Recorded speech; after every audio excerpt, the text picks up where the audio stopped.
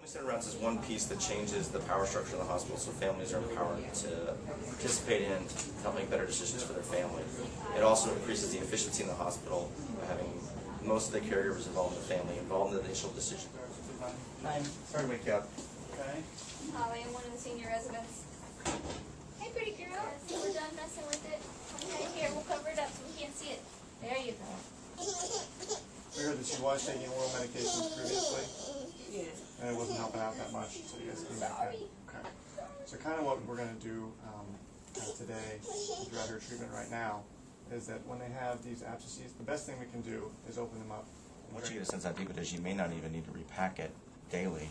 Just slowly pull out the packing and cut off a little piece every day. Okay. Because the packing does two things. If it's a really big wound, it debrides. It pulls out the kind of yucky tissue.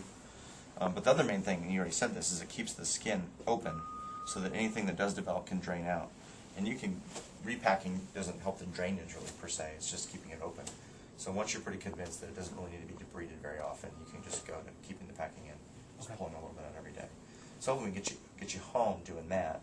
How would you feel about taking the Band-Aid off, pulling on that little thing and cutting at home versus staying in the hospital? Today we're talking about staying in the hospital, but I'd rather be at home. you'd rather be at home? Hey, gorgeous. That's my girlfriend. Hi. She was a 5-year-old with a history of reactive airway disease who came in 2 days ago for a likely acute asthma exacerbation. Yesterday she was weaned off her maintenance IV fluids. She was weaned off her oxygen, and she's doing fabulously. She was also spaced 64 hours on her albuterol, and she's been eating a little bit better, drinking a little bit better. So overnight, her vital signs were all stable. She was statting between 94 and 97% on room air.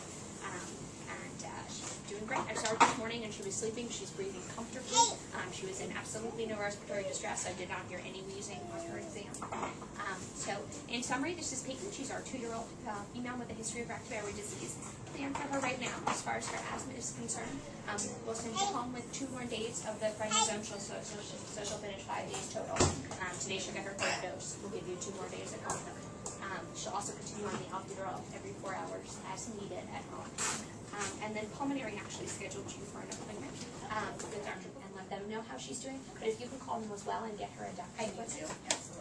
Tomorrow would probably be the best, if possible. Absolutely. And then I'll stop back around with those prescriptions if you don't mind letting us know about the appointment, and we'll put it in your discharge. I'll call them whenever we're done. That's perfect. Any other questions or concerns? No, you guys cover everything. Because it's like kind of my child, so I really want to be involved and know what's going on with my child instead of them just doing what they're doing and I'm not knowing anything.